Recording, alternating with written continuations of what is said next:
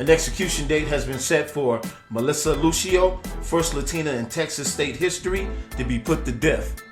Rowdy Nation TV, click that like button, subscribe to the channel, share this video, hit that notification bell so anytime I drop a video, you guys can be notified. Let's get it. With 1 month until execution, Melissa Lucio is seeking clemency from Deathrow. Attorneys for Melissa Lucio filed for clemency on Tuesday, just a month before her execution date on April 27th. Just in case you haven't heard of this case, we're about to break it down on how Melissa Lucio got a death sentence. On February 15th, 2007, Mariah fell down a flight of stairs while the family was in the process of moving homes. The toddler had a mild physical disability. Her feet were turned to the side, making her unstable while walking and prone to tripping. Mariah did not appear injured after the fall, but 2 days later, Miss Lucio put her daughter down for a nap and the child did not wake up. The child was taken to the hospital where she was declared dead. Rushing to judgment, detectives took Miss Lucio in for interrogation that same night. During their interrogation, detectives used coercive techniques known to lead to false confessions, including maximization and minimization, exaggerating the strength of or bluffing about evidence and potential charges, and while also downplaying the seriousness of the situation and even implying a more lenient charge. Miss Lucio repeatedly maintained her innocence during the interrogation. When shown a photo of her daughter sobbing and crying, she said, "I wish it was me." But she never admitted or never confessed to saying that she killed her daughter. Any chance of Miss Lucio and her family had to grieve and heal was stolen by the corrupt prosecutor whose office tried her case in the state of Texas when she was wrongfully convicted of murdering her daughter and sentenced to death in 2008. Miss Lucio is scheduled to be executed on April 27th, 2022, even though several judges have concluded that her trial was unfair. Cameron County District Attorney Armando Villalobos sought the death penalty in Miss Lucio's case, likely because he was seeking re-election at the time, and he thought that such a win would earn him votes. Mr. Villalobos was convicted of bribery and extortion in 2014 and is currently serving a 13-year federal prison sentence. Hold up, guys. Let's get this straight. I don't want to just brush past that real quick. It says that the district attorney who tried her case was convicted of bribery and is serving a 13-year federal prison sentence.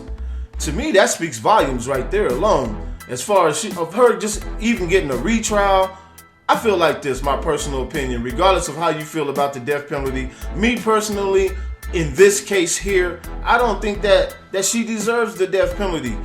I mean, you guys can leave me a comment and let me know how you guys, what you guys think. But there's more information in this case that was held from, some of the jurors. They didn't know that this girl was, she had blood clots and she was prone to bruising, right? So anytime that she would fall, and you seen when I said she had I think with this, it's called club feet, right? Anytime that she would fall and then she had blood clots, she would bruise, right?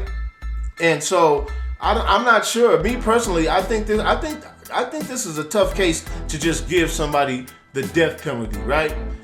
And but Mr. Villalobos argued that Miss Lucio abused her daughter, leading to her death. But thousands of pages of interviews and records from the Child Protective Services show that Miss Lucio's children never said she was violent with any of them. And I have to put out there, I think this was just a poor woman who, by the way, at the time of her child's death, had 12 kids, right? And she was pregnant with twins, right? So when they came and they seen this poor Latina woman, 12 kids, and she was young. But I guess what they didn't know at the time is Miss Lucio's background.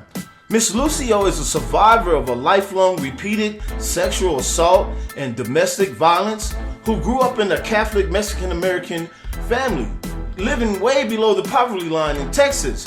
You know what I'm saying? When she was 6 years old, 2 adult males began sexually abusing her, preying on her when her mother was not at home. you know, this happens all the time across the world. You know what I mean? That, you know, people get abused, right? Now, Miss Lucio endured abuse throughout her childhood and into her teen years until she desperately tried to escape her situation. She became a child bride at the age of 16. Although she was below the legal age of marriage in Texas, Miss Lucio's mother consented to her child's marriage. Instead of helping her try to escape the trauma of her childhood, Miss Lucio's husband perpetrated the cycle of abuse. He was violent toward her, and he also abused alcohol and sold drugs. Still a minor and unable to leave the abusive marriage, Miss Lucio was trapped and developed a substance abuse problem. She had 5 children with her first husband before he left the family, abandoning the young mother to fend for herself. She ultimately had 9 children, including Mariah, with her next partner. He too was abusive, repeatedly raping her, choking her, and threatening to kill her. Miss Lucio gave birth to the youngest children together, twin boys, while in jail, and had to give them up for adoption due to her wrongful incarceration. The rest of the children were split up and sent to live with relatives or placed in custody of the state. Now, like I said before, regardless of how you feel about the death penalty, I honestly don't think that this is a death penalty case, especially with this woman's background. You know, with the sexual abuse that she endured throughout her life, right? With the corrupt prosecutor. That's enough for me right there, right? So, you know, but this is the first Latina woman in the state of Texas who is scheduled for execution on April 27th. That's a little less than a month away from now, right? Now, her kids are out there and they're going from, you know, county to county in Texas, city to city in Texas, fighting for their mother, you know, hopefully that, you know, she can get a stay of execution, or she can get that sentence reversed to a life sentence. Tell me what you think, guys. Do you think that this case right here is warranted as a death penalty case? You know, she has little less than 30 days before, you know, Texas is scheduled to execute its first Latina female. And I think it's just tragic, you know. But I hope and pray that she gets an appeal and repeal or whatever you want to call it, so she can, get that death warrant up off of her. Rowdy Nation TV, click that like button, share this video, hit that notification bell, and subscribe to the channel. Subscribe.